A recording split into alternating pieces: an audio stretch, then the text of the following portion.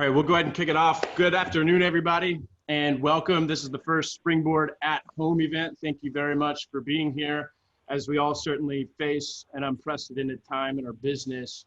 Many of you in the audience have been to Springboard at least once. I would highly recommend, if you haven't been to Springboard, it's one of the top-notch conferences in all of franchising. But the goal for this online series is to deliver some Springboard caliber content every single week, address the most pressing questions that are facing everybody here. Before we start, I want to bring in the founders of Springboard, Brad Fishman of Fishman PR.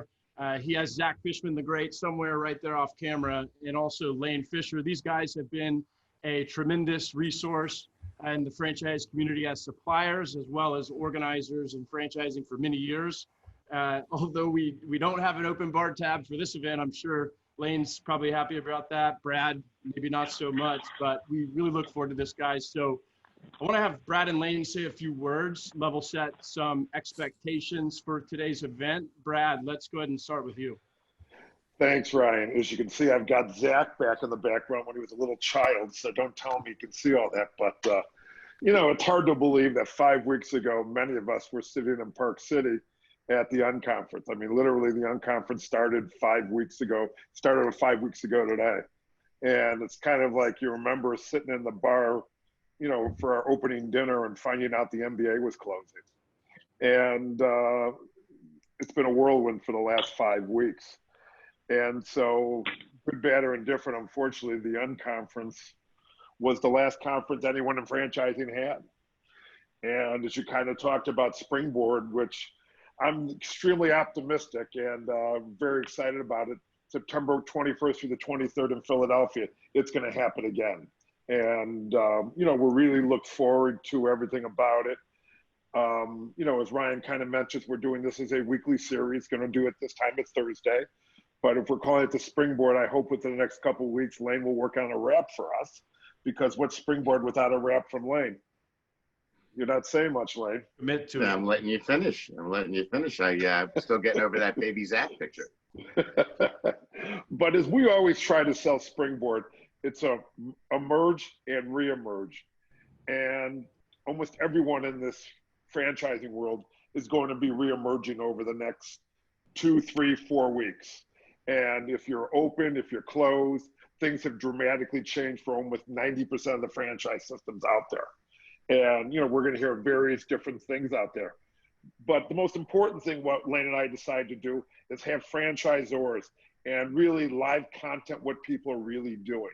And Bedros and Dan are both involved with some incredible ideas and having some great challenges, but conquering those challenges. So when Springboard started, you know, Lane and I kind of put this together for emerging franchisors. We've been around and you hear stuff, and we always talked about it. Our goal was for people to make one less mistake. But right now there's going to be lots of mistakes, and if we can put together a good listening board and ideas as people are reemerging from this, and you know, as we just heard today, I don't know, a lot of us heard today, the East Coast is going to be closed to May 15th. Other states might do stuff differently. So, but now you're hearing all kind of ideas that franchisors are going to make it, and majority of them are going to make it. I'm hearing stories out there where people are doing franchise deals. So we have to be prepared for this. So when we emerge, we're going to be coming out of this. We are all in this together. Lane and I have been doing this for a long time. And our goal is always to have a very healthy franchising industry. But the most important thing is the ability for people to network. IFA has been a big lead in charge into what they're doing legislatively and what's happening. But we're all through challenges, but we're going to do it together. As Ryan kind of mentioned, we plan on doing this as a series. It's going to be once a week, and we're going to have different franchisors and some franchisees, different sizes, telling people what they're doing to get themselves ready to reemerge. And as I mentioned again, we're looking forward to it, and I cannot wait to September 21st when we're in Philadelphia, and it's going to be one of the earlier conferences out there. So with that, I'm going to turn it over to Lane. Thanks. Hey, everybody. Great to see everybody. We miss you, seriously. So I hope you know I'm a lawyer at a firm called Fisher Zucker in Philadelphia. We're the home of the April 30th update. Just anecdotally, one thing. So the states have decided to eliminate or give you a way not to file with paper, because one thing you can't do in a pandemic is go to your office to use the photocopy machine to make blue lines. So they have now required CD-ROMs. So they're like at 1990, Dan, I remember in your technology presentation, I think Fred Flintstone was using a CD-ROM. I had to go buy them for everybody so that we could essentially do them. But yeah, so things are changing, and sometimes they move forward, sometimes they move back. I'm from Philadelphia. I live in a city called Wynwood. It's a place rich in natural resources, known mostly for its toilet paper and hand sanitizer. It's a wonderful place. I know that it's, so I wonder if each of you are doing what I'm doing, which is mostly looking for my phone charger and my cable. I'm mostly trying to figure out who stole it. Dan, I know if you have family, everybody's phone, right? Everybody's on their phone 24/7. Has anyone else noticed that their right arm muscle is about twice the size of their left arm muscle? Those of you working from home in the pandemic. Apparently we only talk in the right hand, and if your fingers are cold and numb at night, that may be a cause. I'll send you some 5-pound weights, Lane. I just need one for the one hitter, one of those squishy things maybe. If you haven't realized that your child or wife or beloved loved one has just used the last sheet of paper to print a recipe for turnips or something that you don't eat, then you're not in the game that we're in. My wife will send a document typically 10 times, so by the time it all prints out, it comes up, comes down. I'm robbing my 12-year-old with on screen time, and I've spent more time looking to replace the magenta cartridge. So look, I appreciate everybody coming on and joining us for our Springboard webinar. I'm sensitive to those of you that are webinauseated or webinauseous. I'm sensitive to those of you that have had a weberdose. Some of these are harder. I'm also, a lot of you have a lot of webnosis, where like the webinar only stimulates like melatonin, the receptors in your brain that make you fall asleep. Some people have contemplated webicide. So I want to make sure that that you know how much we appreciate you being here. We're not here to sell anything. We're not charging anybody to participate. We're asking folks who we know to be at the top of their game to come and share with you. We're hoping not to have any technical difficulties. I know that many of these webinars are a lot like watching a Bruce Lee Kung Fu movie, where you can see the mouth moving about 15 minutes later after the words came.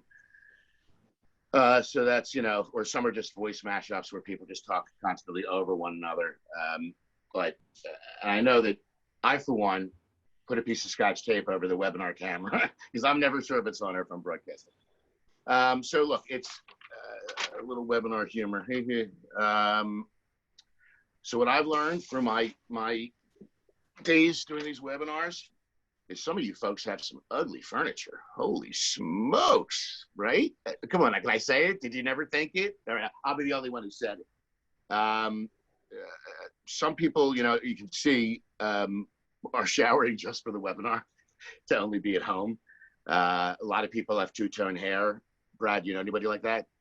And I know that if anybody is as old as I am, I want to even ask you to identify yourself. There's a lot of hairstyles that are resembling. Welcome back, Cotter. Nobody's burning too much dry cleaning. So but we are here. And the fact that we can be together, the Springboard and the Franchisors.community is what it sounds like. We were discussing how to keep a connection point with you all and try to still do what we always did best, which was to provide context for you to understand what others were doing and perspective on how others do it. So we went to two heavyweights from our Springboard presentations. Dan and Bedros got among, if not the highest, I don't remember who was one or two. I don't want to tell you because I don't want anybody to compete for it, but these are the best speakers we've ever had. Bedros has constantly demonstrated his ability to create a connection to the customer, and I'm sure he's going to continue to tell us how he's working through this unprecedented time. Dan, I was thinking back and watching some of your technology program, and I've always been impressed with the way that you have seemed to be able to see around corners. And so you were blessed that you folks came and joined us. So I don't want to eat up a lot of time. What we're going to do is try to go through some general questions. Hopefully Bedros and Dan can both reply. And then we got a whole bunch of questions from folks who signed up, which means people were interested in hearing what we had to say. Just as a point of reference, we'll mention the financing and the incentives and the government subsidies and whatever, but I don't want this to be about that. There's plenty of alternatives for that. I wanted this to be a vehicle for franchisors to learn from other franchisors in terms of how they were making it through the struggle and getting through each day, and each day would be different. So hoping not to talk lots and lots about the the fundraising and the payroll loans and other things that folks are talking about. So I am not much on reading long introductions, but I think it's really important that you understand and that you share with the folks, both Dan and Bedros, your backgrounds, the companies that you run, sort of what you're known for, what you think you're good at, and, so people can get some alignment with you in terms of the comments that you'll no doubt make today. Bedros, can I start with you? Sure. Don't be modest. I know you. Oh. Well, so here we go. So I'm the founder and CEO of Fit Body Boot Camp. We hit the Inc. 5000 Inc. 5000 fastest growing franchises 5 years in a row. The last 5 years, Entrepreneur's fastest growing franchise. The last 2 years, we ranked 148 and 192 respectively. Above and beyond that, we're self-funded and debt-free, and we have just under 700 locations open between US and Canada. There are fitness studios, like boutique fitness studios, group training. And we've got another 100 or so locations in development. And we, believe it or not, are still selling franchises. We're not selling an average of 4 to 6 like we were per month. This month we've closed 1. We've got 2 slated to close for next month in May, as soon as we file our paperwork. And it's been a unprecedented time, that's for sure. Thankfully, I've always talked about over the last 3 years on my podcast, The Empire Show, you must always prepare for winter. And I always see myself as being someone that was built for winter. Winter has come, and I'm thankful that I've got a great team of leaders, a great team at our headquarters, and some amazing franchisees where we were able to pivot from in-person training to really over 48 hours, went to online coaching using technology such as Zoom, Facebook private groups, and Trainerize, which is a online personal training app. And not a single location has shut down, fired any employees. We haven't fired any employees. We're holding the line. Are we applying for all the financial relief? Absolutely. But what do I tell my franchisees 3 times a week? The financial relief may or may not come. It will always get delayed. They will always have their best interest at heart, the Democrats or the Republicans. That's just how it is. If you want financial relief, you are the financial relief. And as I told them, I said, I'm my own financial relief, and you have to be that guy or gal for yourself. And so here we are, Lane. Thank you for the opportunity. Well, I appreciate that, Bedros. And I'm glad that you talked about your podcast and your mastermind program. Bedros is a person that I know coaches, I don't want to say hundreds, but probably over a lifetime, many hundreds of folks who are in different stages of growing their business, both in the fitness and outside of the fitness category. So I consider you to have lots of perspective and to know lots of what other people say, although I hear them repeating you more than I hear you repeating them. But I guess that's a good thing. So stand by for a second. Let's get Dan on board, and then we'll get the questions rolling. Dan. Yeah, so founder of Clear Summit Group. We have 6 brands in our portfolio. WSI, which is a digital marketing company. Tutor Doctor, which is up until recently in-home one-to-one tutoring. Obviously pivoting to online there. We have Qualicare, which is in-home healthcare. We have Recruiting in Motion, which is a recruiting and staffing company, more white collar, like Robert Half, controllers, VP finance, that kind of thing. We have Fuzz Wax Bar, which is a wax-only salon, and College Pro, which is a youth entrepreneurship business. So spectrum of 6 brands, over 1,500 franchisees around the world. We're over 80 countries. I'm not sure the exact number, but our biggest markets are Canada, the US, and the UK. So, we've got a very international impact in this as well. So lots of other factors there. So yeah, lots going on.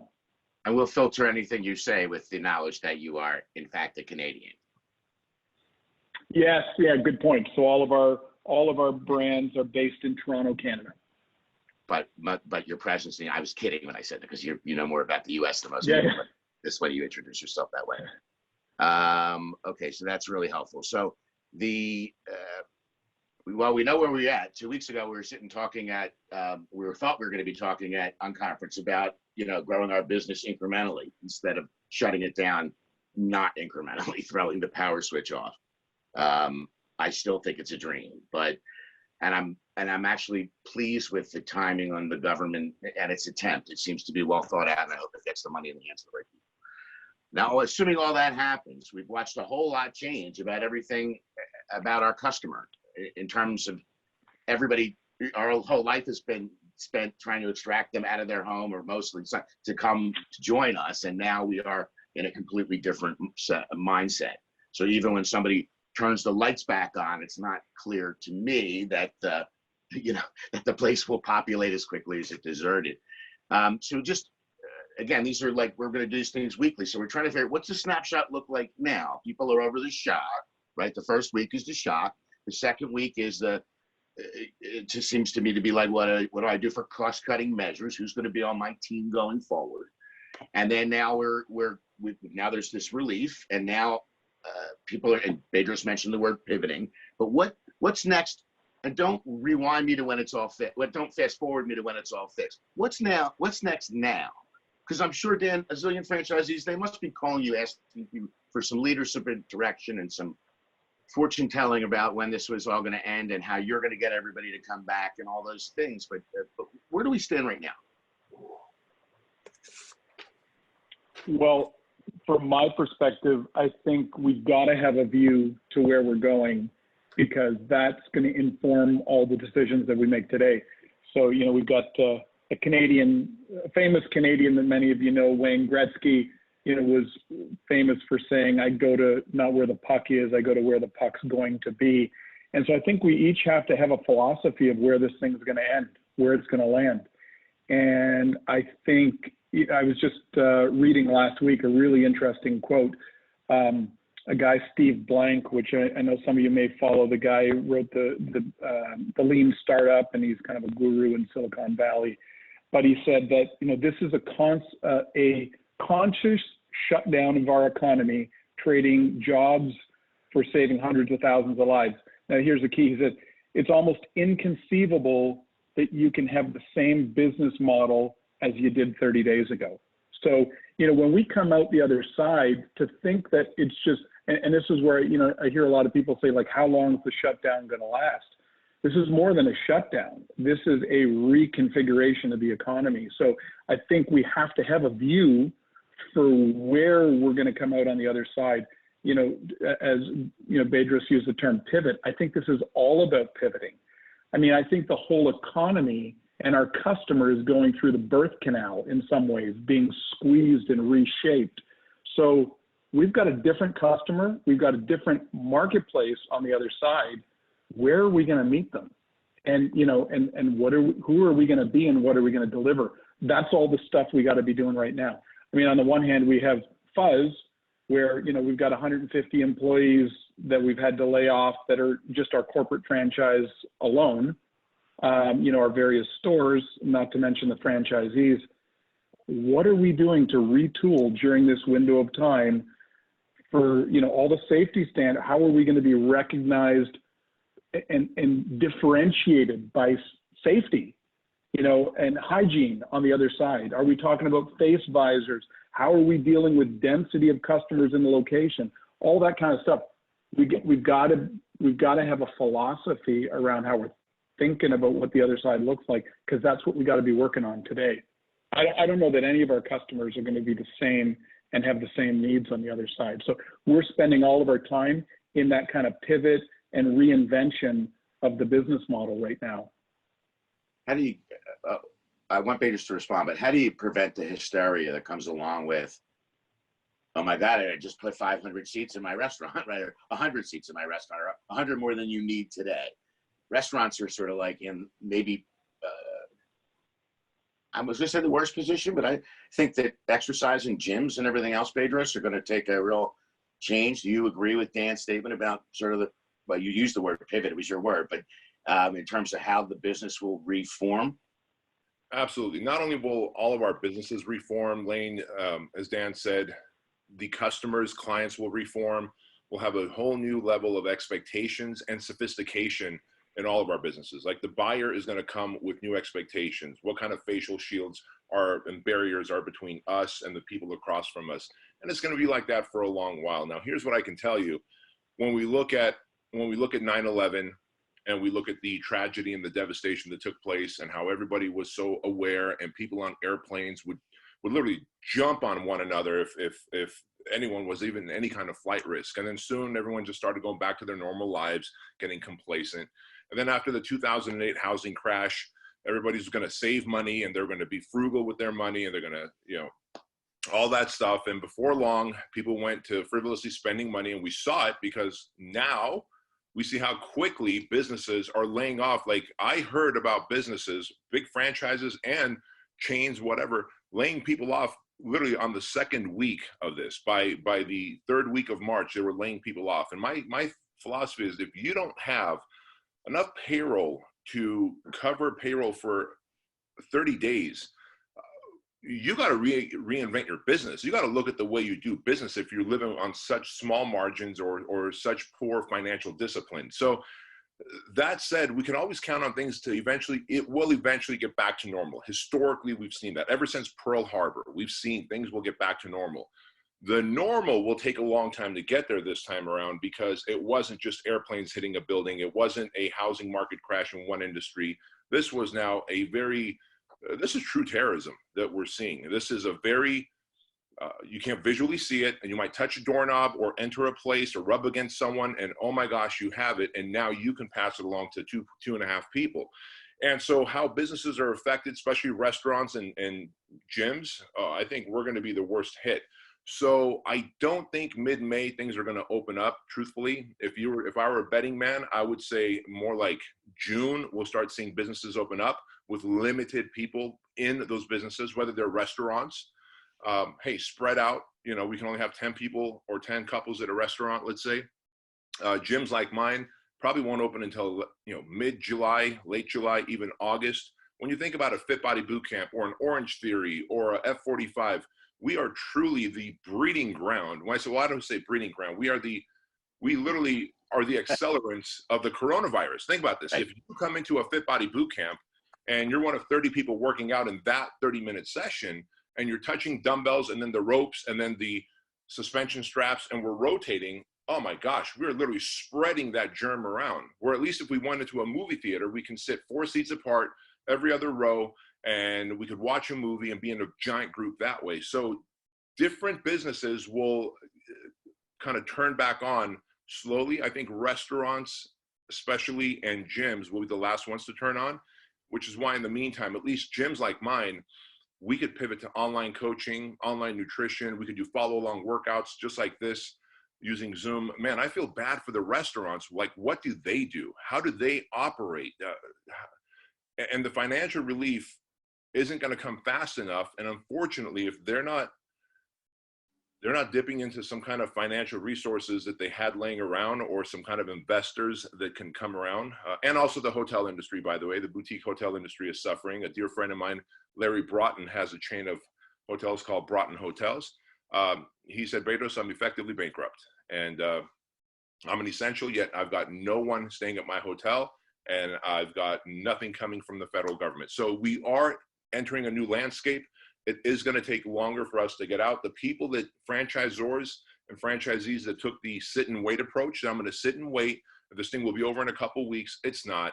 They just keep pushing the ball down the road, because I believe if the government came out and said, look, we're going to be doing this, face masks and all, and social distancing till August, possibly September, people's buttholes would pucker. And, you know, look, I'm a former communist that came from the Soviet Union. We escaped, came to the United States. You know this, Lane. I know what communism and oppression is like. And folks here, like, I don't want to be locked down in my house for months at a time. And the government, to say that, would cause riots. So I think they're slowly tightening the noose and just keep pushing the ball down. Okay, May 15th, now May 31st, now June 10th. But this will go on for a long time. And when we do open up, there will be a new sophistication of customers, clients, the way we do business, the barriers that we have in between, and the number of people we can serve at a time. So we must all start thinking creatively and not wait for someone to tell us when the big grand opening day is going to be, because it's going to be a slow phase in. And do you think it's part, I mean, is it part of the franchisor's responsibility at this moment as the model adapts, you know, not by choice, to offer up a sort of new profitability model? And, you know, you're in a big box, like that's almost, because now I can't fill it, right? If I fill it, I got to fill it in proportion. I think of, is it Soul Cycle, where literally the handlebars touch, right? That's how close the people sit to one another. Forget your sweats touching each other. Like, they can, that business model is never going to sustain that kind of revenue going forward, at least when it comes back, in terms of people willing, I think, my willingness to sit in that close of proximity. But you try to get people to come out in groups, using groups to try to peer pressure people to come out in groups, and then you got to spread them so that they are 6 feet apart and almost strangers. It's the opposite of where we're going from a marketing standpoint. That's exactly it. Let's look at Soul Cycle for a moment. And it could be Soul Cycle, Fit Body Bootcamp, Orange Theory, F45, any of these models, when the handlebars are almost touching, because you want to get as many bodies into the program as possible. Well, all of a sudden now we're worried about social distancing. Now there's going to be new norms of, hey, I don't want your droplets near me. Now you've got to work out with face masks. Make no mistake about it. There will be new face masks available for gyms, because I don't think people will even be allowed into gyms without face masks, where you're breathing heavy, coughing, grunting, and any of that stuff. So I say that because imagine now these spin bikes being spread apart. Well, what does that do to the profit margins and the revenue system? You're going to have less bodies in there. So do you charge more, or do you have more frequent classes?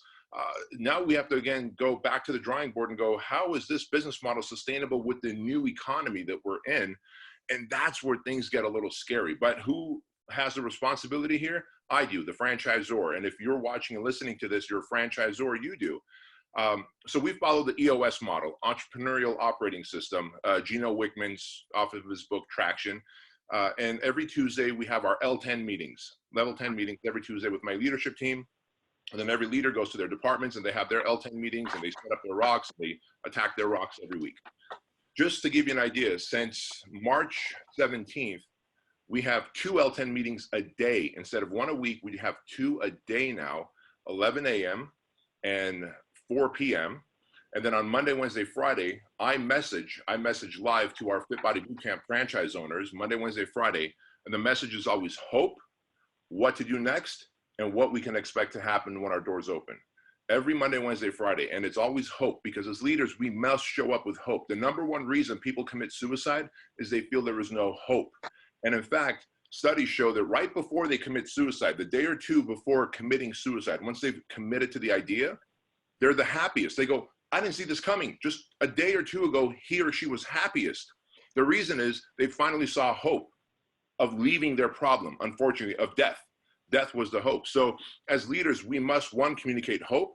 Number 2, we can't do, I'm just going to say this, like one of my private coaching clients is a 9 rounds franchisee. She's got 3 locations in Colorado.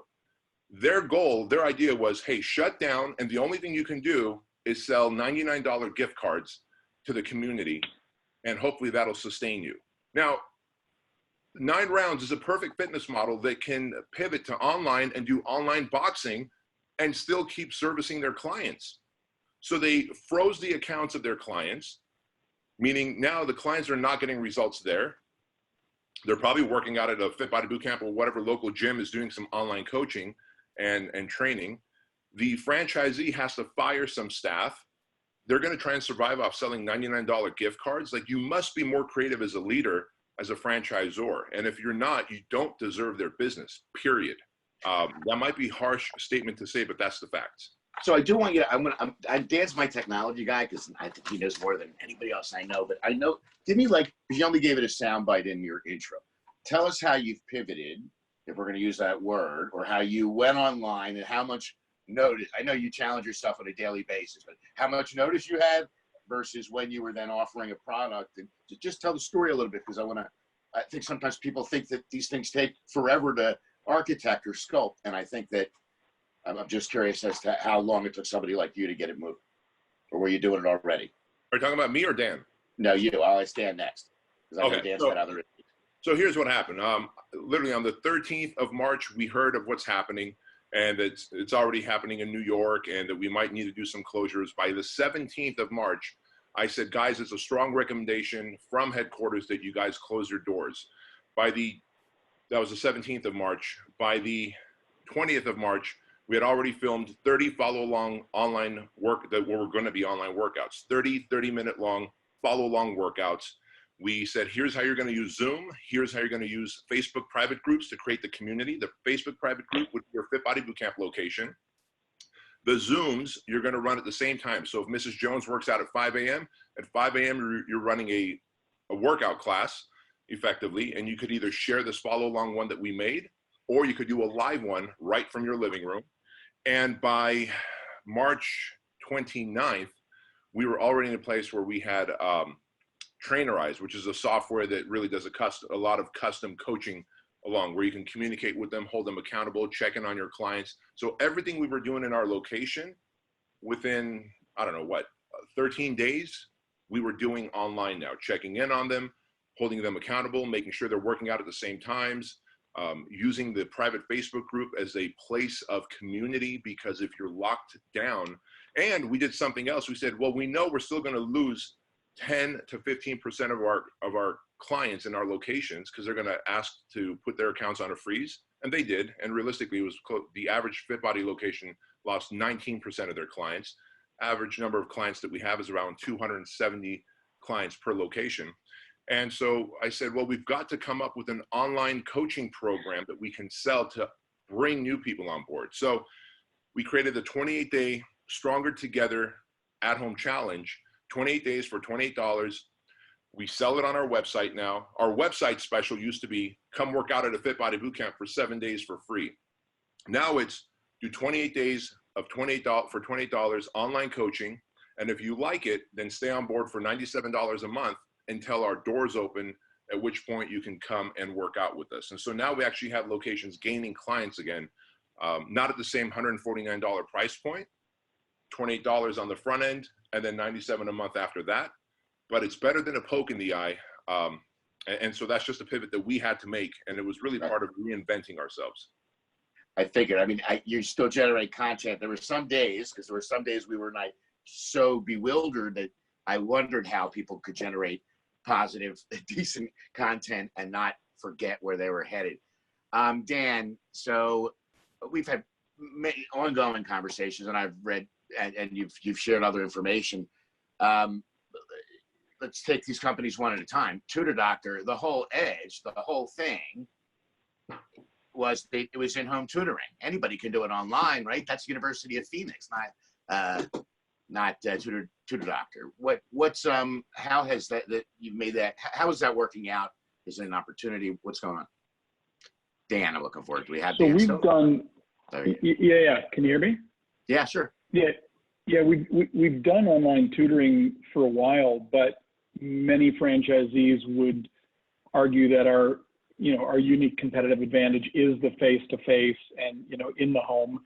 And we're very resistant to it. Customers were very resistant to it.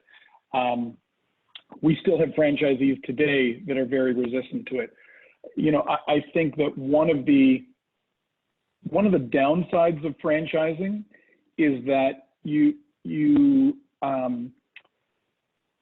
it's not as easy to be quite as agile and to pivot, because I sometimes see those, you're at an aquarium and you see fish that just move in a school, or you look in the sky and you see a flock of birds. They all move, and there's this almost like this telepathy that's happening between them.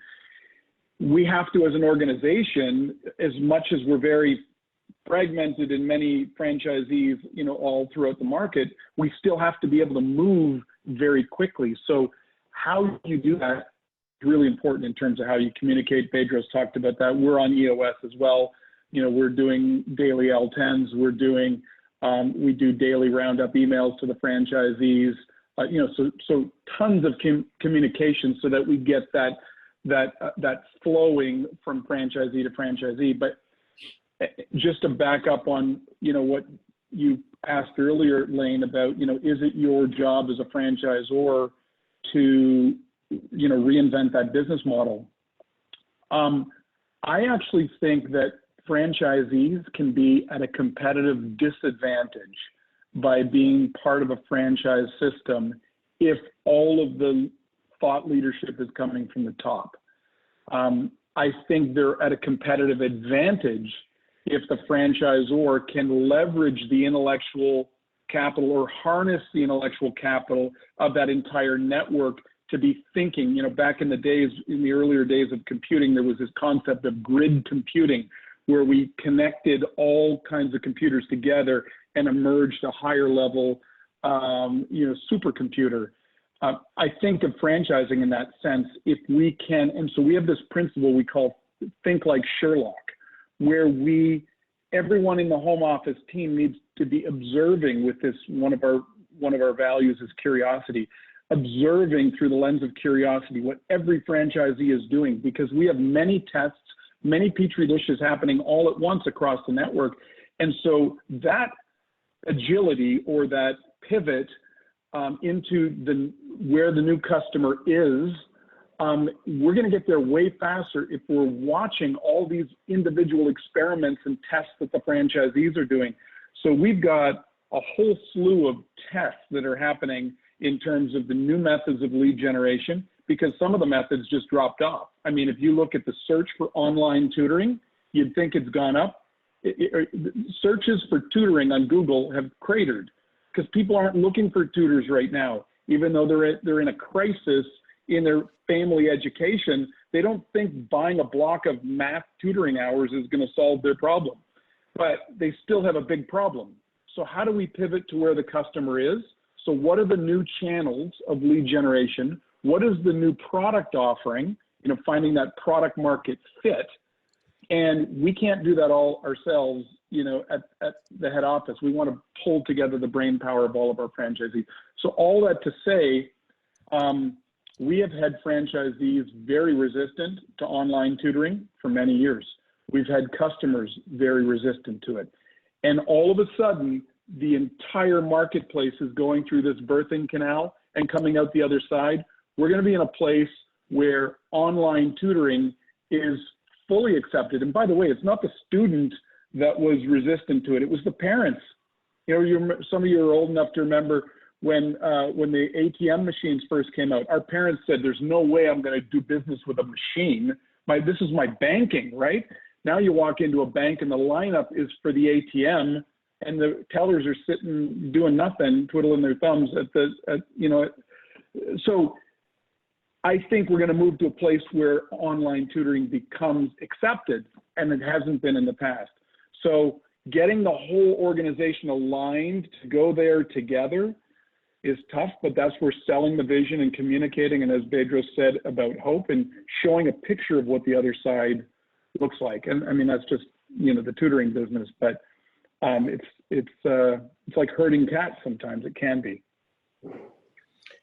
And what do you mean other business? Did it affect WSI, or what was the next most profoundly affected business by Corona? Well, so you look at WSI. I mean, people would think, wow, you're in digital space, you know, that should be, you know, booming.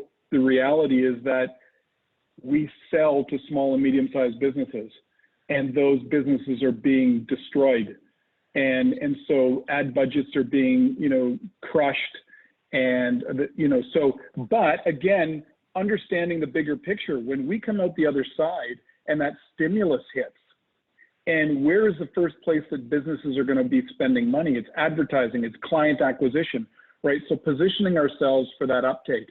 You know, I should say that, you know, you guys are fortunate to be based in the US, because as much as some of that funding has been slow, at least you have funding. And, you know, a lot of other countries don't have that kind of a thing in place. So imagine what that's going to do to the world economy in the absence of that funding. You know, I've been through the dot-com bubble burst. You know, Qualicare was founded on September 11th, 2001. 2008, 2009, I really believe this is different. I don't think that, and I think we need to understand, we as human beings, when 9/11 happened, there was an element of trauma that hit us. But what's going on right now, being locked in our homes, being afraid of our neighbors in the same way, this is something that is going to leave a scar. It's going to change our behavior. We're not going to come back to where we started. And so I think we have to think about, what does that look like, and how can we be well positioned in that new normal? If you really look at, you know, and kind of what Dan and Bedros have said here now, and we're going to go back to the key word of the day is pivot. And people are going to pivot. There's going to be new businesses 6 months from now that none of us had ever heard of before, in new industries. Yeah. And, you know, look at Fit Body Boot Camp. No one had boot camps 8-9 years ago. They did, it was very small, and the way to pivot now. But the key thing is the buy-in from your franchisees. They can't lose, and the word is, they can't lose the hope. They got to know that they're going to get out of this alive and really work to it. But, you know, if you read the stuff today, China came out and thinks they're going to have a vaccine by the first of the year. Who knows if that's going to be true or not? But people are going to have the hope there's going to be a vaccine within the next year, that we're going to be able to treat this. And you got to have the hope that if it's May 15th, and I joked around with, you know, my team here, I said, I personally agree with you, Bedros. I think it's going to be June, July. But now, are your franchisees, are you going to do stuff outside to have those type of classes? And, you know, different ideas, what people are coming up with and what they're going to do. You know, they're talking about, and I just had someone just sent me a petition in the state of Illinois. Can people have hairstylists do it one at a time? So will they be able to allow people to go into a hair salon, get their hair cut with no wait? And the answer is yes. They're going to be wearing a mask. They're going to be wearing gloves. But can it be done? And it's people pivoting because they need to. But I think it's important to think about, what does that mean for the unit economics of the business? So for example, if we look at our wax salon business, and I encourage everyone to take a look at the industry data around what happened in 2008 and 2009, because that'll be a clue. You know, so when we look at the wax salon business or the salon business in general, we can see that there was like a 9% drop in revenue. That average intervals went from 8 to 10 weeks. They went from 10 to 16 weeks. So there's some data we can find. In fact, Google Trends goes back to 2004. So you can actually go down and look at human behavior, what we searched for in Google Trends, and see what was happening through 2008 and 2009. But all that was a financial crisis. Now we have a sociological element to this, in terms, as Bedros was saying, you know, how are people going to behave differently in a gym? You know, so when we look at the salon business, we not only have to deal with the impact of somewhere in between a recession and a depression, okay, so the financial impact of what happens when an economy gets squeezed, but now we have to say, what happens with the density of customers in a facility? What happens, how do waiting rooms work? What are the incremental costs of the protective gear, the face shields, the masks, the gloves? And how do all those things impact the unit economics? You know, if a business takes a 30% drop in sales, I mean, where does that leave them on their unit economics? So I think a lot of that thinking, and it's too early to have nobody has a crystal ball, but I think thinking about opening up again, because we think opening up because the number of cases has shrunk down. But the only reason the number of cases has shrunk down or even peaked is because it was closed down, right? You open it up again and you go back to the same place. So it's not a simple solution like we're through this thing and everything goes back to normal. What does the new normal look like? I think that's what we have to be thinking about. Hey guys, just a quick announcement to make sure to submit your questions down there in the chat box. We're going to start drafting some questions from you guys. So go ahead and submit some of those. We also have the questions that were pre-submitted. But Bedros, I'm curious to ask you, I've listened, and shout out to Empire Podcast. It's a very good podcast. Folks should subscribe to it. But I've heard you talk about kind of your approach for folks maybe outside of your industry. We understand how you've pivoted. So do you have any kind of universal approach that, knowing that there's folks from many different industries on this call, like how do you approach it versus kind of from the problem solution perspective? What advice would you have for some folks that maybe haven't been as quick to adapt to try to find that pivot? Yeah, great question. And in the chat box there, Amy did ask a question, so let me address that first. I don't know if you guys can see that right here. This is a microphone stand with on Amazon. You can find this for $18. I sent one to Lane, and it's got a phone clip, and I've got my phone on there. She asked, how do you talk to your franchisees every other day? We put all of our franchisees in a private Facebook group. There's Lane's. We put all of our franchisees in a private Facebook group. I go live 3 times a week, and I speak to them. And I tell them, guys, here's where we're going. You came on board because you trust my judgment. All of you are giving feedback. Some of the feedback makes sense. Some of them absolutely does not make sense. We're taking that feedback, just like Dan said, the collective group, and then we're implementing in action. So going back to your question there, Ryan, you know, how do I coach other industries for other than fitness? So a client of mine who has a skateboarding, he does skateboarding lessons obviously at skate parks, and he rents out a skate park, and one client at a time, one young man, or he'll do one-on-one, and he'll do groups as well. And he says, look, what do I do? I said, well, you can use Zoom and still keep charging and use Zoom to do demonstration. Here's the first part of that skate park lesson, that trick. Here's a second, here's a third, here's a fourth. And ironically, my son is one of his students. And so we continue to pay him because my son continues to, it's just a very different level of training. Now my son takes his laptop, instead of taking a skateboard to the park, he takes his laptop to the driveway along with the skateboard. And as long as they're connected to Wi-Fi, he's able to get his skate lessons on his skateboard. And I continue to pay Leighton, this young man who gives the skate lessons. And so that's the new face of lessons like that. When I think about Dan's business, especially the tutoring business, now you can use this economy to say, hey guys, look, I know our industry that people did not, especially that was the parents, because the parents are always the resistant ones because people hate change. I know our industry did not like at-home tutoring, but because of what happened, it is the most safest, most efficient, and most economical way of tutoring people. So now we have a second income stream. So where in location, you might take a 30% dip, you might have a 50% increase from online tutoring now that the parents have had this rude awakening that, oh my gosh, I don't want my kid in that environment where they may get sick. So we do have to use a little bit of fear in getting a new income stream activated. So for Fit Body Bootcamp, we definitely are now going to make the Fit Body online program a secondary income stream, even when our doors open, even when we're back to normal, whenever that might be.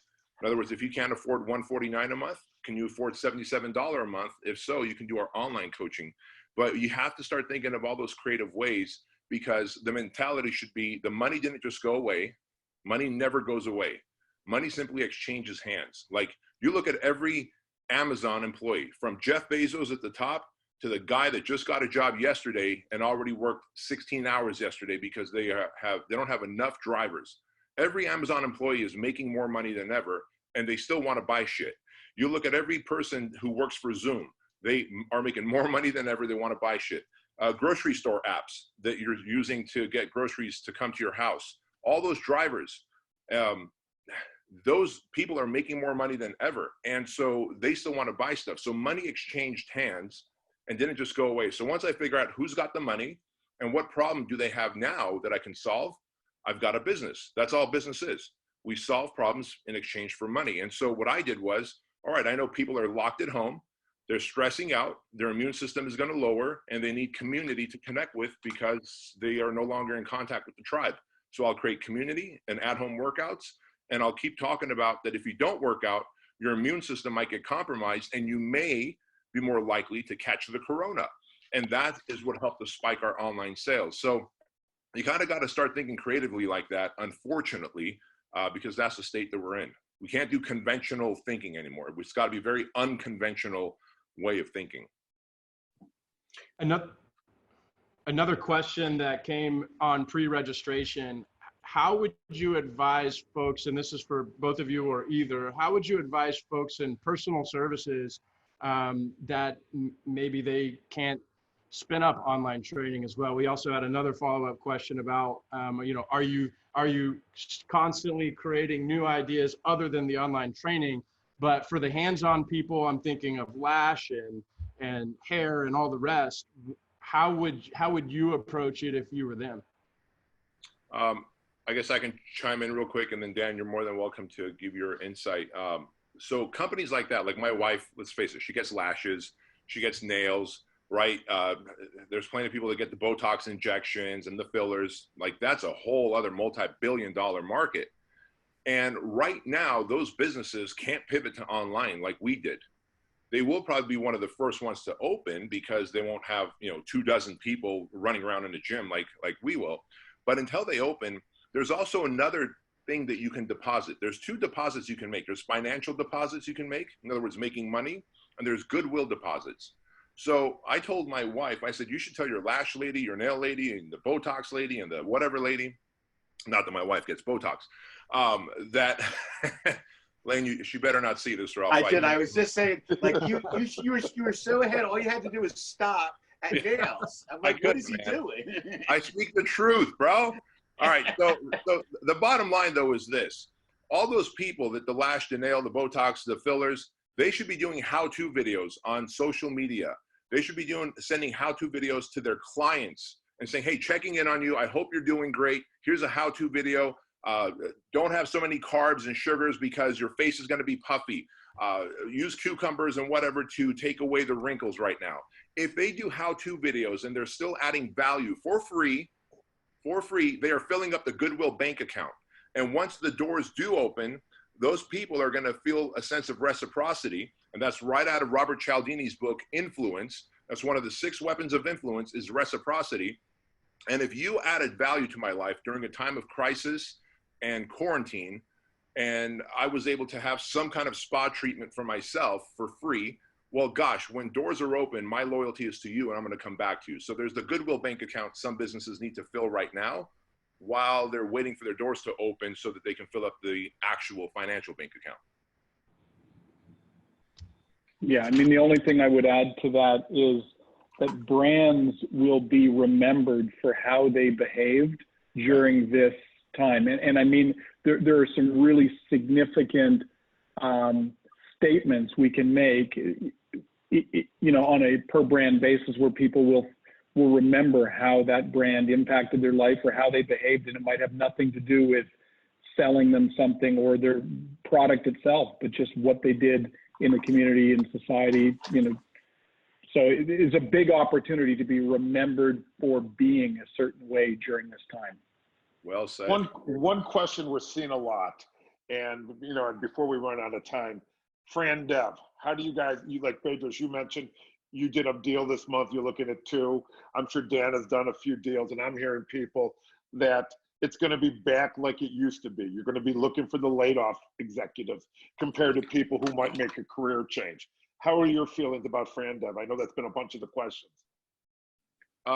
For me, we're still actively marketing on Google and Facebook. We took our budget of $250,000 a month just on social media ads to get franchisees on board, and we're down to $15,000 a month, just to give you an idea. And we're tapping into our old leads and saying, look, this is the best time for you to start negotiating on a storefront because you can get months for free. They can do TI, tenant improvement for you.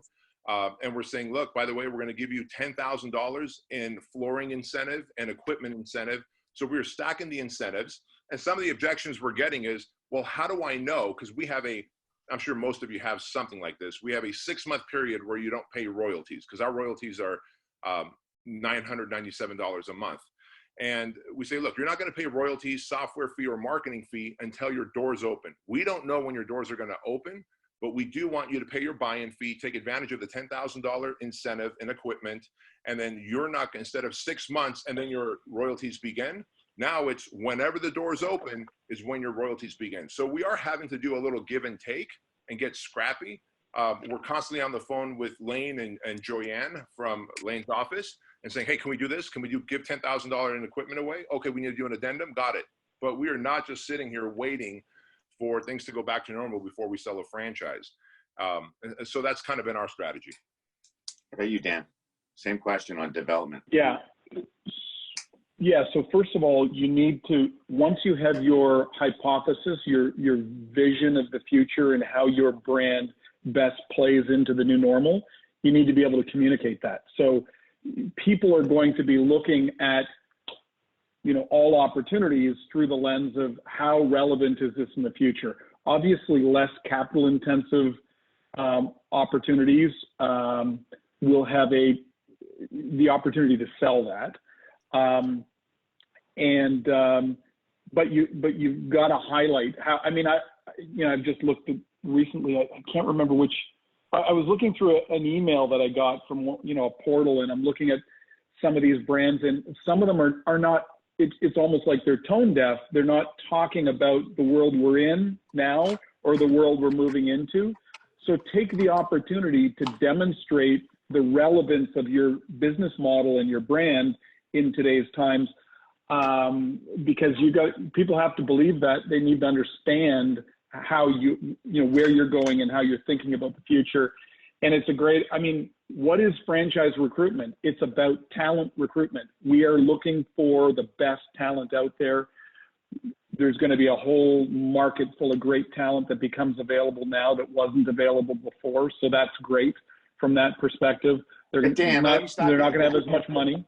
Yeah. How do you prevent because I think that's one of the issues. You have great talent in your salons. They're laid off, but we know that there was a shortage of that talent for as long as we've been having the conversation. So isn't there some huge risk that some early adopter or somebody comes back before other people tries to sweep up the heavy lifters, if you know what I mean, as opposed to, because I know a lot of people in service business brands are like, well, how am I going to get my instructors back? All the people, they had the following and everybody knows they were the guy or the gal. What do you do to try to get them to be able to be retained? Well, the reality is that there is going to be a washout of the competitive environment. There are a lot of companies that will not make it through this. And so there is going to be, I think there will be more talent available than there was before. I think there'll be more locations available, good locations, than there were before. So that when I was saying talent, though, I was talking about the franchisees we're trying to recruit. It used to be that you'd have a great candidate, rock solid, and all of a sudden, 2 days before closing, he ends up getting a job at double his previous salary, and you lost him, right? That kind of thing. Those people are now going to be on the market, and the scarring that they have experienced through this is going to have them more leaning towards self-determination than ever before. So I think it's going to result in a birth of entrepreneurship and people that are looking for some autonomy in their life. This whole, working from home thing, and people are getting this feeling of independence and they want to chart their own course. And I think that's going to bode well for business ownership and what we try to do in franchise development. I want to just ask one question, because I'm trying to think of what is the most timely thing for this week. And so this going into next week. So your franchisees, hopefully you coached them well and they went and obtained some payroll funding, your US franchisees, Dan. And you're talking about pivoting model, which has people rendering services remotely and not as much in the actual gym, Bedros itself. What do you do? Like, what kind of coaching or how involved do you get? Because we've been telling, as lawyers, we've been telling you guys for years, stay out of that franchisee and their employees thing. But I've also watched people, like, reality prevails over like threatened legal claims. And so people, went there and adapted their model and gave whatever advice that they thought that they had to give. But in an area where we've typically mixed out, what's your plans now in this next week or two as folks become flush? You know, you don't want them to spend it on, well, I don't know. Do you want them to use it for payroll? Do you want them to bring certain people back first? Is there a schematic you can walk people through on that? Can you both talk to that just for a minute? Go ahead, Dan. So I think these are times where you need to throw some of that stuff out the window. I think the priority is around optimizing the health and success of the franchisees. And we're not, when people say, oh, I don't think we should do that, you know, joint employer, oh, I don't think we should be, yeah, you'll put the disclaimer on a slide, but we want to give them the best knowledge and insight. So yeah, we do a webinar for our franchisees on how to access that government funding. And we'll have a little disclaimer, you know, talk to your lawyer. But we're not concerned about the risk to us as we are the risk to a franchisee in not executing on that stuff. So I think these are times where the lawyer shouldn't, you know, no offense, Lane, but the lawyer shouldn't be running the business. You know what it takes to get these people to the other side and do what it takes.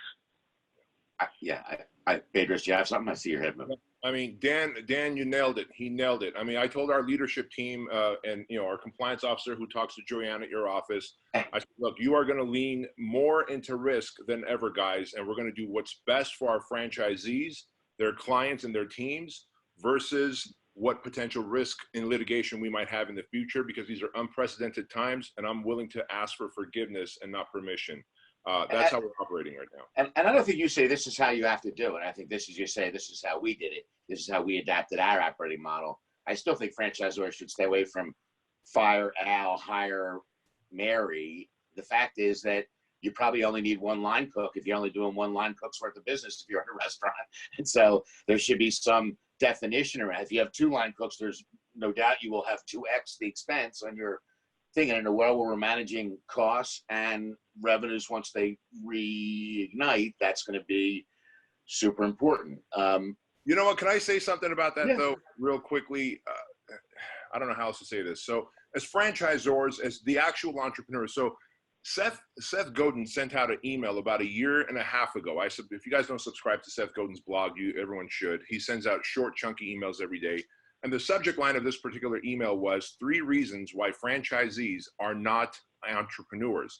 And I was like, whoa, wait a minute. Now I've really got to read this. He goes, well, you as the entrepreneur, if you're the franchisor, you had to figure out the problem and solve it. You had to create the system, take the risk, and there was no guarantee. Actually, it was 4 things. He says the franchisee doesn't want to figure it out, doesn't want to problem solve, doesn't want to take the risk, and they do want a guaranteed or near guaranteed outcome. Because of that, by DNA, they're not an entrepreneur. They own a job.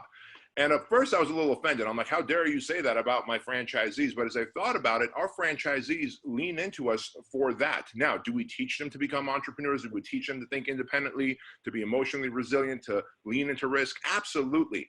But in times like this, and I'm sure all the other Zors on here could relate, they don't want a vague answer. They're like, B, I've got this person and that person. Who do I fire? And I just go, look, if I were you, I might do this. And again, I know that's not legal advice, but they want a very specific answer. Do I go A or B? They don't want a wishy-washy answer, because you can give me that line cook answer that you just gave, Lane, and I'm like, check, got it. I can read between the lines, man. I got this. Our Zs sometimes cannot. They need specificity, and during this time, we literally tell them, okay, left arm, right arm. Okay, guess what? You're swimming now. Keep going. Now kick your legs. Like, they need that specificity. I appreciate that. So I just want to, by you and Dan Bedros all planning on having your FDDs lapse on April 30th? Yeah. Not, right? I mean, there's still people, you know, if you have development people, if you're still in the game, regardless of what you've heard about extensions and what generous things states are doing on CD-ROM, one thing I can assure you is state regulators, who are there to protect the investors, are not going to let you sell in a deal with disclosures that are from 2018. There's a question of whether the 2019s will suffice, or whether there'll be some supplemental page that nobody knows today what it will say. But this is not a time to take your foot off the gas and lapse. It's not a time to decide you'll not franchise anymore. Update your documents so you're in the game. even if you decide to file using one of the extensions in many of the very generous registration states, you'll still need the updated new document that you will have presumably prepared on April 30th. But there is no extension of that date. And so people tell me, Lane, it's not due. My taxes got extended. Whatever, those may all be true, but your FDD will expire on the day it expires. If you have a different expiration date in September, then it will expire then. But don't let it just go stale now. I know in a lot of places the organizations are fragmented and people have been, there are thinner staffs working on the same stuff. And just, you want to still make sure that you've captured what will probably be the best data you ever had in your life, which was your end of 2019 data. Right? Who knew how good that was going to end up being as you look in this quarter? But that's going to be your amazing stuff, the stuff you're always going to be trying to get back to. And so you just don't want to lose all those units of measure. There'll be a way to deal with these 2 months of being shut down. I remember, the last recession, people did their item 19s separately for, I want to say, California, Florida, and Las Vegas, like the three most predominantly affected places. There'll be a way to deal with this and a way to bring up the disclosure and bring it somewhat current. Because again, we live in a buyer beware type of disclosure world, and you need to make sure you tell people what they need to know. Bedros, you asked to go a minute later was actually because I was concerned that I was going to be taking you guys over. I know that we're home and we're a little bit more convenient, but I even know what my day looked like this morning. I know what my day looked like an hour ago and how anticipated or unanticipated, let's say, much more likely. The fact that we can call and just ask you guys for a reality check, and I will never promise not to do it again because I'm a serial, whatever I am, I'm a serial one, and so I will, because people come to us and ask us what you think. Brad and I always say we get a lot of credit and attention for providing a venue for, the smart kids to share what they know, and for more people to become smart kids. You are perfect people to launch with. I hope folks on the outside see that this was not something on some agenda. It wasn't. I hope you weren't on your Peloton listening to your favorite music, cruising the Swiss Alps. I hope you did just this for just this one moment, and that you trust us to bring you the kind of content in a webinar or other format. We're making the best of it. None of us like this. We would all rather be together in person, but I'm seeing benefits of being able to grab people remotely and being able to grab an hour of Bedros' time versus a day of Bedros' time, or Dan's if I'm trying to, bust them in and bust them out so that they can do what they do best. So look for us every week. We're going to try to stick around this time and day on Thursdays, and we're going to try to bring you a good range of different industries and restaurants and emerging and mature. And I think the cross section of folks that are making a little bit of headway and aren't afraid to tell somebody about it and aren't afraid to share what they know. So you folks have been more than generous. It's always funny, like somebody said, well, you want to ask Bedros what he did to fix it? And it's like, someone just texted you. Someone just asked a question. They're on their Peloton right now. Okay, there you go. All right, so I don't know. Thank you, guys. We really appreciate it. We cannot tell you how wonderful it is that you guys took your time for this. Yeah, thank you for the opportunity. Really appreciate you guys. Thanks. So have a great day, guys. Thanks for having us. Bedros. See you later, guys. Bye-bye. That was awesome. Okay, Layton's still on. All right. Well, I'm allowed to say it was awesome. I think it was awesome. All right. Do we have to hang up and reinitiate? Yes. I'll call you. I will call Ryan. Yeah. Talk soon. Bye-bye. Bye. Bye. How do I turn this off then?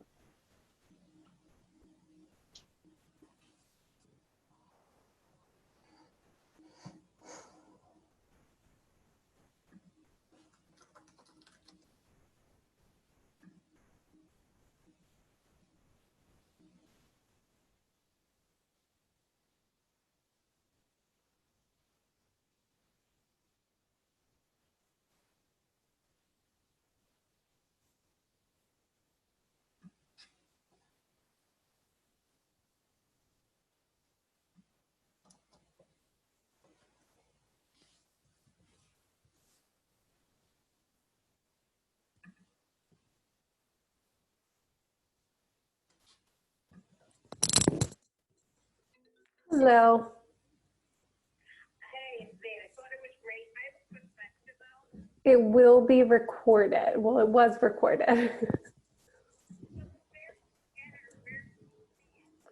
I have to wait. Zoom processes it and then they'll send it to me and then I'll post it on everything. And I'll also send it to you. Thank you. Bye.